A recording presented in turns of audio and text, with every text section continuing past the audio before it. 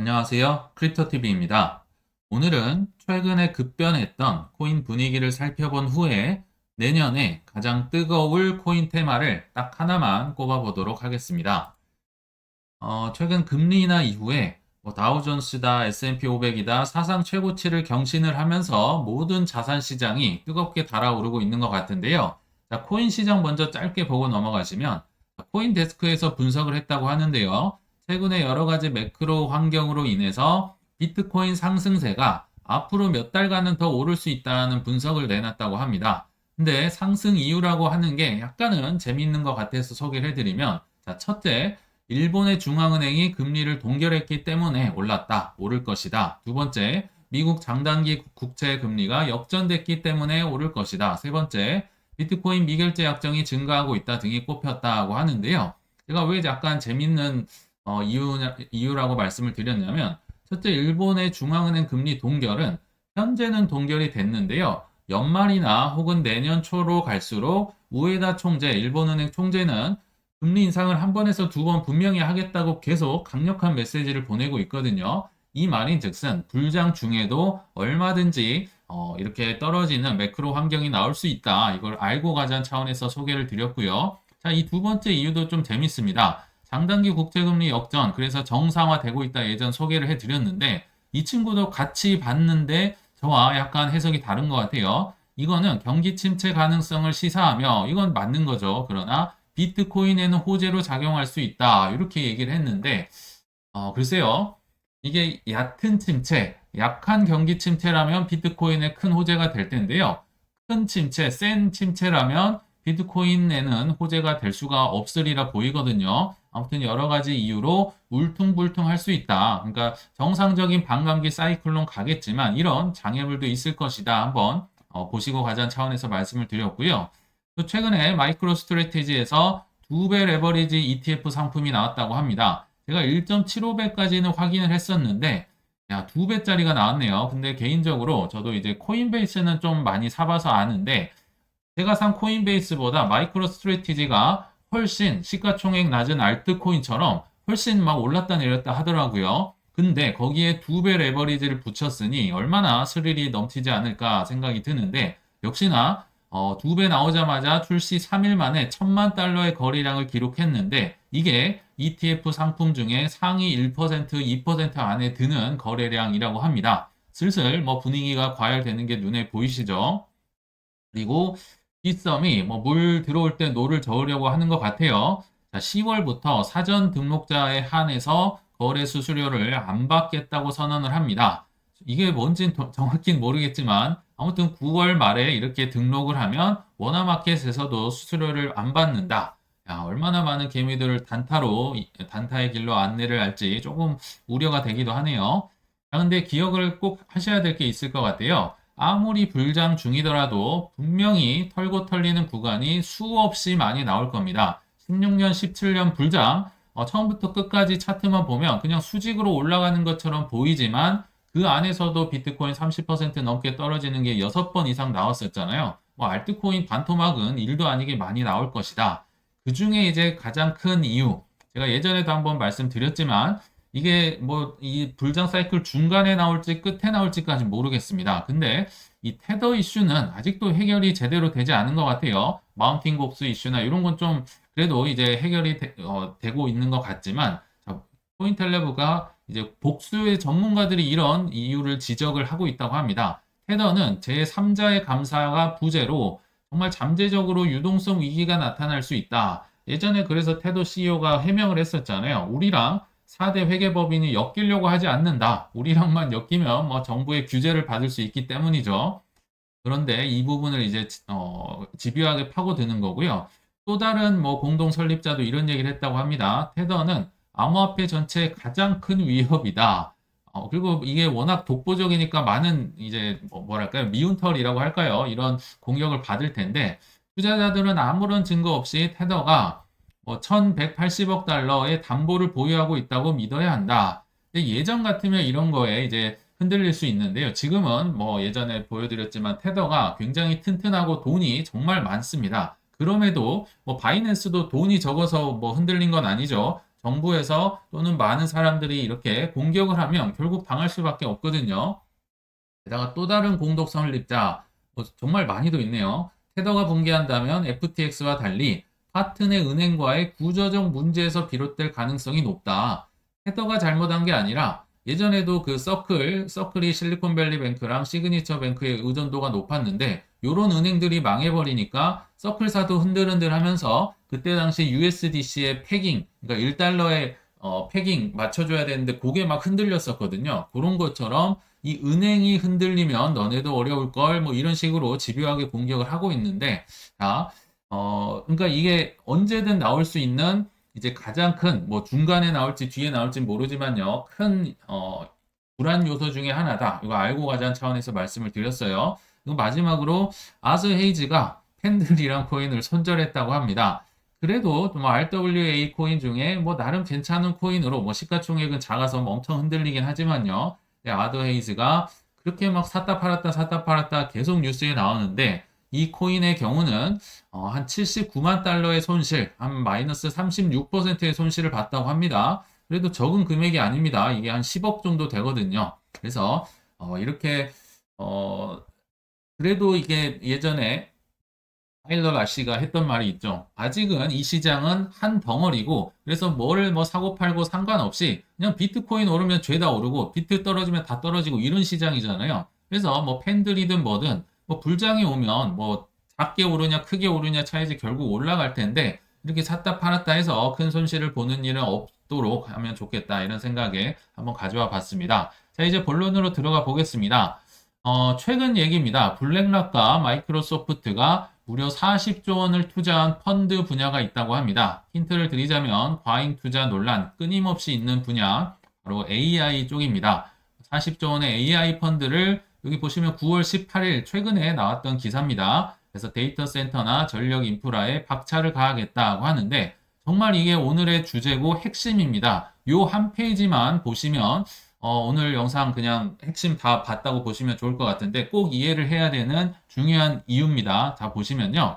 40조 원에 이어서 채권 발행 등을 통한 외부 자금 조달 시에는 무려 133조 원의 규모가 이 AI 펀드에 조성이 된다고 합니다. 지금 예전에도 투자를 많이 해놨는데 앞으로도 이렇게 많이 한다는 거 뭔가 우리가 놓치면 안 되는 흐름인 겁니다. 그리고 아랍에미레이트의 AI 투자사 MGX도 투자를 했는데 이 MGX라는 곳도요, 이 아랍에미레이트라는 나라가 투자하는 AI 투자사입니다. 그러니까 나라가 지금 투자를 하고 있는 거예요. 그리고 엔비디아도 당연히 여기에 참여를 하고 있고, 여기도 굉장히 중요한 포인트인데요. 미국 정부가 큰 그림을 그리고 민간이 대규모로 투자로 참여를 하고 있다.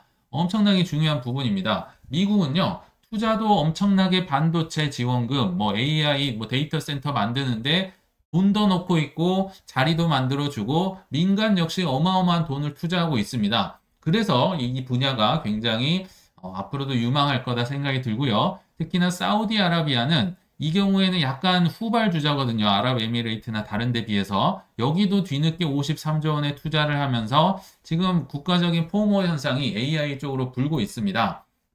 미국 하나만 예로 들어볼게요. 얼마나 이 친구들이 진심인지. 미국에서 태스크포스 결성을 했는데요. TF를 결성을 했는데 정부에서는 국가경제위원회, 국가안보위원회, 백악관이 총출동을 해서 판을 깔아두고 역시나 돈을 많이 이제 투자를 하고 있고요. 민간에는 샘 알트먼이 이끄는 오픈 AI, 그리고 엔비디아, 마이크로소프트, 블랙락 등등이 데이터 센터, 또 반도체 제조, 전력 인프라에 박차를 가하고 있다. 왜냐하면 이 친구들이 데이터를 엄청 먹거든요. 전력 먹는 하마라고 합니다. 돈을 막 쏟아부어야 반도체도 만들 수 있고 AI 센터도 만들 수 있다고 보이거든요. 그래서 자, 이게 왜 중요하느냐 다시 정리를 해보면 자, 미국 정부는요. 이렇게 양적 긴축을 하는 어려운 가운데서도 채권도 팔고 돈도 찍고 세금도 걷어들여서 어렵게 모은 돈으로 지금껏 계속 정부 돈을 반도체, AI, 전기차 등 미국 정부가 육성하고 싶은 사업에 타겟팅해서 투자를 해왔습니다. 이게 과잉 투자로 보일 수는 있는데요. 미국이 정부가 계속 지원을 해준다면 해볼 만하겠죠. 민간이 이제 본인들만 투자를 하기에는 좀 버거운데 과거에 인터넷도요. 그 국방 차원에서 나라에서 이렇게 판을 깔아주고 어마어마한 돈을 투자했기 때문에 비록 닷컴 버블이 있긴 했지만 민간들이 참여를 해서 이제 커졌거든요. 그 과거 인터넷 국가 지원 때와 지금 마찬가지인 경우입니다. 그래서 이 분야가 갈 수밖에 없다. 미국 정부와 한 배를 타고 있기 때문에 안 하면 바보인 거죠. 해볼 만한 가치가 있다. 그러나 미국이 지원을 만약 안 하더라도 이 분야는 전 갈 거라 보이거든요. 자, 미국 정부 지원금 끊기면 어떻게 되느냐? 미국 아니고요. 다른 데 가서라도 공장 세울 겁니다. 지금 삼성이 9조 원의 이 반도체 보조금을 미국에게 받는다고 4월 달에 기사가 났었잖아요. 당연히 미국도 공짜가 아닙니다. 9조를 삼성이 받고 미국에 공장 세우고 어쩌고 하는데 62조 원이나 가서 풉니다. 당연히 미국도 이익이 있으니까 이렇게 주는 거고 뭐 TSMC, 인텔 마찬가지예요. 그리고 SK 이제 최태원 회장이 그 제주도 하계 포럼에서 이런 얘기를 했다고 합니다. 반도체 보조금을 만약에 안 받는다면 나 미국 투자 다시 생각할 거다. 갈 일이 없다는 거죠. 다른 나라 가면 되지. 뭐하러 미국에 뭐 보조금도 없으면서 그런 좋은 대접도 받지 않으면서 내가 공장을 하겠느냐. 다른 데 가면 된다는 거죠. 왜냐? 전 세계적인 포모가 불고 있다고 했었잖아요. 이게 5월달 기사인데요. 반도체 보조금이 어마어마합니다. 뭐 한국은 그렇게 많이 있진 않은데요. 여기 보시면 미국, 일본, 중국, 유럽, 인도, 사우디아라비아, 뭐 아랍에미리트 등등 우리로 오세요. 뭐 만들어만 주세요. 공장 만들어 주세요. 이런 식인 거죠. 그래서 이 분야는 갈 수밖에 없고 반대로 얘기하면 미국이 이 시장을 비트코인처럼 다 차지하기 위해서 어마어마한 돈을 풀고 있다. 선점하기 위해서인 거죠. 그러면 이제 여기서 끊어지면 안 될 것 같고요. AI의 화폐라고도 불리는 혈액이라고 불리는 이 코인이 어떤 분야에 쓰일까 여기에 대해서 잠깐 또 보고 넘어가겠습니다. 저는요, 세상의 모든 분야가 당연히 코인을 포함해서요, 결국 AI와 연결이 될 거라 생각이 듭니다. 이유는 당연하게도 연결이 안 되면 안 팔리고요. 그리고 생산성이 어마어마하게 증가하기 때문입니다. 제가 그냥 눈을 감고 AI와 어디가 많이 연결이 될까 생각을 해보면 연결이 되지 않을 게 하나도 없습니다. 일단 우리에게 친숙한 RWA, 뭐 게임 분야, 자동차 분야, 뭐 테슬라가 하겠죠. 의료 분야, 뭐 어마어마할 겁니다. 뭐그 불치병 치료하고 약 개발하고 이런 쪽으로요. 뭐 로봇, 그리고 임대 관리 AI가 할 겁니다. 부동산 관리라든지, 그리고 엔터테인먼트, 뭐 영화나 뭐 가수라든지 이런 거 수없이 나올 거고요. 뭐 제조업 당연하고, 국방 분야, 뭐 지금도 드론이 가서 막 혼자 공격하고, 뭐 로봇 그 다리 달린 로봇이 가서 막 공격하고 이런 거 보셨잖아요. 뭐 디자인은 이미 뭐 침투를 해 있고 그러니까 모든 분야가 AI랑 연결이 될 텐데 그 중에서 딱 하나만 제가 예를 들어 보겠습니다. RWA와 AI가 합쳐지면 어떻게 되냐면요. 뭐 한국 기업 같은데요. 그냥 이 컨셉만 보시면 좋을 것 같아요. 인공지능 RWA 평가 가치 분석 플랫폼 출시 뭐 어렵게 써 있는데 이런 얘기입니다. 뭐 RWA 실물 자산이 있겠죠. 부동산이나 뭐 미술품이나 아니면 뭐 귀금속이나 다이아몬드 이런 거를 이제 감정 평가를 할 텐데 그냥 평가하는 게 아니라요. 요거를 만약에 뭐 시장에 내다 판다면 이 자산에 대한 유동성은 얼마 정도 될 것인가? 그리고 법적으로 안전하냐? 뭐 소유권은 누가 갖고 있고 뭐 문제되는 거 없느냐? 시장 수요는 많이 있느냐? 뭐 수익성이 있느냐 없느냐 있으면 개발할 거고 없으면 이거 사면 안 되겠죠. 뭐 리스크냐 이런 거를 AI로 판단을 하고 추천을 하는 플랫폼을 이제 뭐 이런 스타트업이 개발을 한다는 거죠. 그래서 이런 식으로 계속 AI와 엮여서 가겠다. 이 모든 분야가 생각이 들고요.